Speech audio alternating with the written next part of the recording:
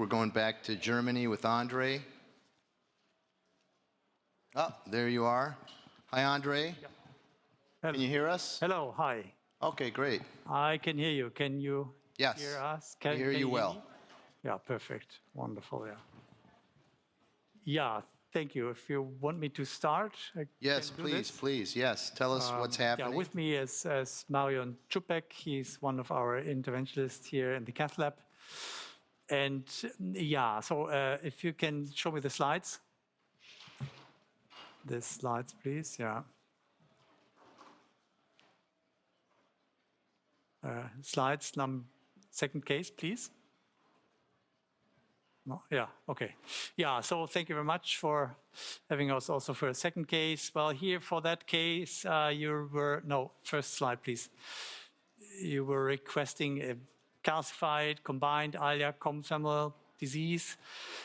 And yeah, I must a little bit apologize. So either I had a case or two cases which were much more complex than the first one, which we've just shown. I thought, no, better here, this is an easier case than now compared to our first one. Maybe rather to relax a little bit. Okay, next, please. Conflicts of interest slide. These are my conflicts, potential ones. So this is a male patient, 71, severe claudication, left 100 meters, ABI, left 0.6.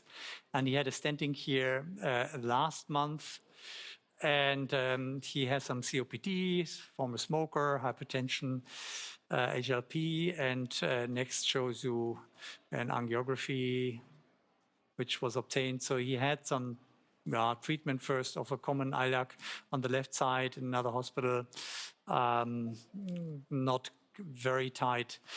And yeah, didn't really help so far. And now you can see on the right side, this common femoral artery subtotal stenosis, I would say, very calcified. I mean, it goes a little bit into the common, into the ILIAC, external ILIAC, and some disease in the profunda and the total SFA, total occlusion.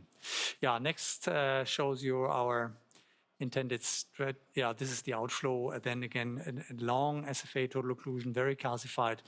So we thought first to treat now common femoral and profunda, and I think this will help him a lot. And then we can decide whether we continue to treat, but I don't think it's primarily necessary here to open up the SFA. Next, please, shows you our intended strategy, grow crossover, 8 French. 7 French would be enough for any atherectomy device, but we're planning the jet stream atherectomy, and sometimes the filter is that much blocked and filled that it may be difficult to get out of the 7 French again. So therefore, we thought to start here with an 8 French. Maybe interwoven nitinol stent for the external ILIAC, and a drug-coated balloon treatment for the profunda. Next slide shows you that we want to use here the magic touch balloon, the sirolimus-coated balloon here for the profunda, and potentially also the confemoral artery. This is available up to a diameter of 12 millimeter. Yeah, if we can switch to the angio. This is the right groin, very short confemoral artery, and then cross over. This is once again the lesion. Yeah. And of course, very hard to go crossover, very calcified. So we used here 7 by 40 millimeter balloon here to get the 8 French sheath crossover. Once again here, otherwise risk of damaging here the stent, and would not have been possible, in fact, to go crossover. Yeah, that's where we are, in fact, and we loaded a filter now, a NAV6 filter, as you can see here, in the profunda artery, which we opened here, the bigger filter. And once again, I filmed here the outflow, the total occlusion, the poplita has another high-grade stenosis. Outflow is okay. Yeah, I think for us, it's, why not endo? Sure. Thank you, Andre. Another great case. Maybe we can go down the panel real quick. Liz. Liz is coming from University of Pennsylvania, assistant professor of vascular surgery. How would you approach this case in your practice, Liz? Would you look at this as a primarily endo case, or would you look more to a surgical option in this case, given the CTOs you're dealing with? Obviously, I think this is contributing to the patient's claudication, so I think the decision to treat this, particularly with the significant both concomitant common femoral and profunda disease, is really important in contributing the collaterals to the SFA. For me, typically, unless it's pretty prohibitive, redo groin, very high comorbidities that are preventing it, body habitus, this is probably something that I would approach from an open procedure. When you see this kind of lesion in person, it's going to be a really large, exophytic, highly calcified disease, really going to respond well and have some pretty nice long-term durability. That being said, the good thing about this lesion that favors a potential endovascular treatment is that it doesn't involve kind of a bifurcation disease, and so you're not necessarily going to ruin any kind of need for SFA intervention down the road. Probably not at risk of jailing the profunda off with anything that you're going to do. If you're going to end up laying an interwoven stent, you can kind of avoid that bifurcation and potentially treat the profunda itself separately. But for me, I would approach this in an open manner. Maybe the others can weigh in on, since this is being tackled from an endovascular approach, there's obviously different ways to do this. We've talked a lot about, IVL and the thickness of calcium and calcification, like Dr. Finelli brought up in the yesterday's breakout sessions. Would IVL work here, given the coral reef, dense calcification? We don't have IVUS findings yet. We don't know how thick it is. Lawrence, Dan, anybody? From the PAD3 data, if you look internally at their data and their angios, they did a fair number of circumferential calcifications, but they also had some coral reefs, and it works pretty well. It's how much you want to. Again, it's not so much lumen gain, which is obviously important, but it's really cracking calcium, and then risk of embolization. And if you look at PAD3, it's a subset. It's really a post hoc analysis, but in their coral reef division, if you call it that, there was little to no emboli. But when you go to the OR, these things are exceedingly friable. And so any manipulation there is going to go somewhere. So I think distal protection is useful. In PAD3, there was like a 1.3% event rate. So it's relatively safe.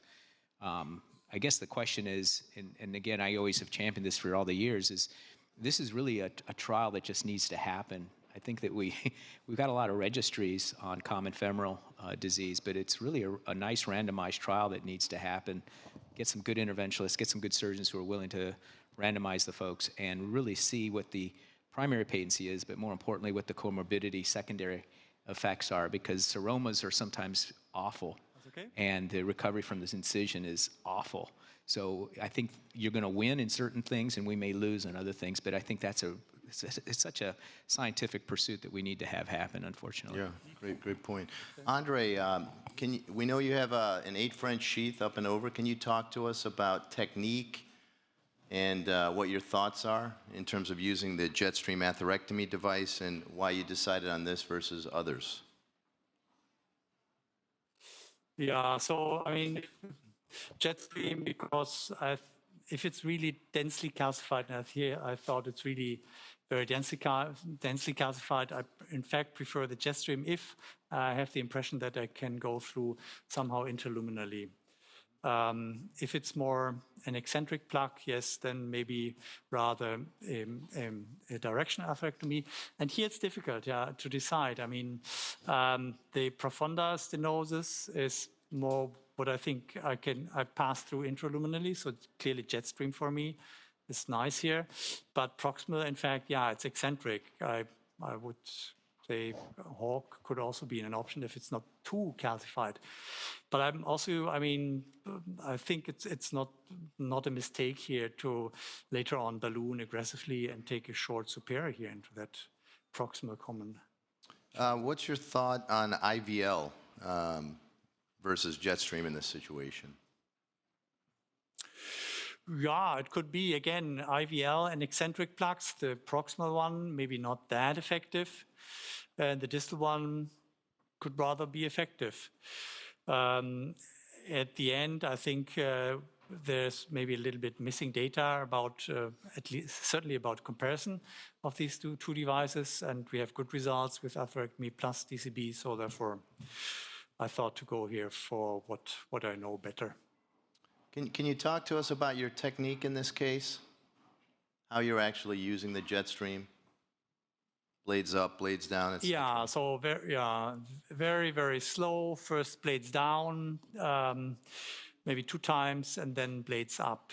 So I did already try to get through the distal stenosis with blades up, but the rotation rate went down. So therefore I switched down again to blades down and did this once again. And now I want to try to once again do this with blades up, always with a protection device. So I never do this without, especially in these calcified lesions. I can imagine that already now we have a very slow flow here on the profunda.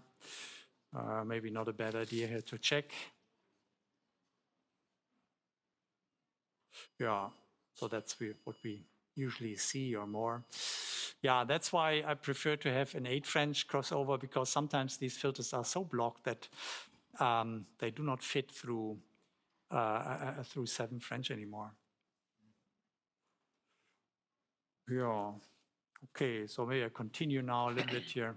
So it looks like there's some debris in that filter as expected, I think, with this. Does anybody on the panel have experience with jet stream? What are your thoughts in this case? Would you use, what's your technique? Can you help, us understand, people that don't use it? What's the technique that you use that's giving you good results? Yeah, more or less it's the same data is what is performing in the we generally place not enough amount of calcium. You can go directly with blades up just to save a little bit of time. But currently it's just to go in with blades down at the beginning and see how react. In my experience, if there is a lot of calcium circumferential distribution, not always working very, very well. But, depends again also on the thickness of the calcium again. Dan, anybody else? One of the techniques that the Koreans taught me is for things like this is to use the RX system quite a bit. So as they drill, they'll clean it and they'll work it back and forth. They'll take all those hanging chads of whatever crap and bad humors we develop in the lesion to clean it up. And it's also very useful for CTOs. So you go blades down, blades up, and start cleaning it as you go so you don't create a huge debris field as you come out the other side of a CTO. But this is always, it's not just filter accumulation of debris, but it's also fairly, active vaso whatever humors that are sent downstream that create slow flow.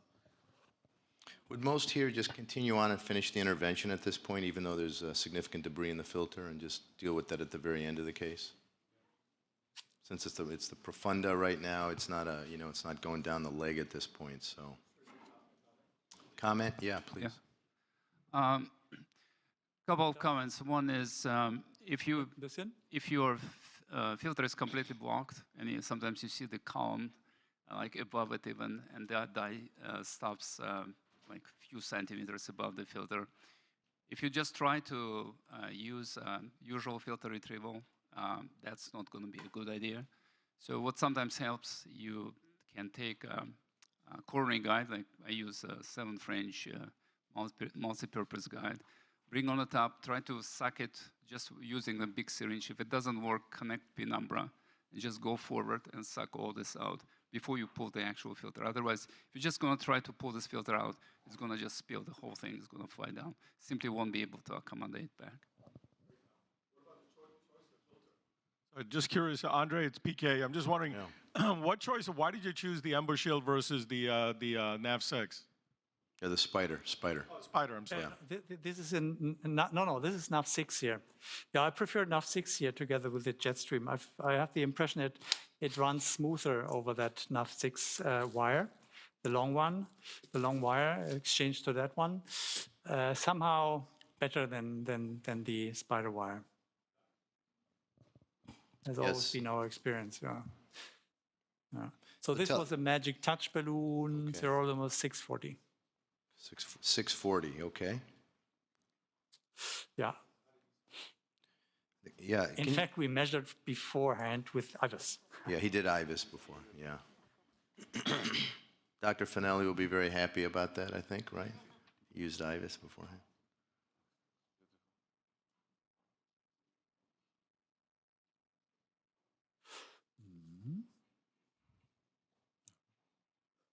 Looks like you got significant debulking there, Andre, as expected. Yeah, not so bad, I would say. So what's your plan now at this point? What are you thinking? Yeah, I could take the filter out, but I can also actually leave it here. There's some debris in, yes. Yeah, I'm gonna continue with ballooning now of the common femur. I also did jet stream atherectomy there with blades up. Now, yeah, I think I start with a 7 millimeter balloon, 640 Ballon. We measured there diameter of 7.6 or 7.7 plus calcium, so maybe it's a little bigger. So first balloon, and then I'll see how it looks like. Potentially then superior, yeah. 6 oder 47? Or leave it with Magic Touch. 7 jetzt, 7. 7. Das ist ein 6er Nummer. 7. Okay, maybe what we'll do, Andre, while you're continuing on, is we'll go through one or two talks, if that's okay with you, and then come back Yeah, to you. absolutely. Thank you. Okay, thank you. Yeah. Andre, can you hear us? Yeah, yes. Can you maybe give us an update, let us know how it's can- going? Yes, yes, absolutely. Hier mal Wasser. We're actually quite far. So we did, once again, treatment with a Magic Touch in the common femoral artery. And this is, in fact, currently, that is the result. I think it's, yeah, there's maybe a little bit of bleeding into the plaque in the common femoral, but especially the profunda artery, I think, looks very nice. Still the flow, because of the blocked filter, little hampered. So we took the filter out, which was actually that time quite easy. And first I wanted to check here the outflow. So we didn't sacrifice here any collaterals. So all the same. And in fact, now I wanted to show you once again the IVUS here of that lesion. Oops, das geht hier nicht rein. Was? Sorry. Oh, can you switch to the IVUS then? Oh yeah, here it is. No, switch, yeah. Maybe you can show both IVUS and This is the angio. pre? that This is the possible? pre? This is, we did already The a run actual. here after Oh, that. okay. Oh, that's already after that. But now my live game, IVUS. Yeah, so now we have angio and IVUS. Wires out again, sorry. Talker. Need to take the wire first in once again.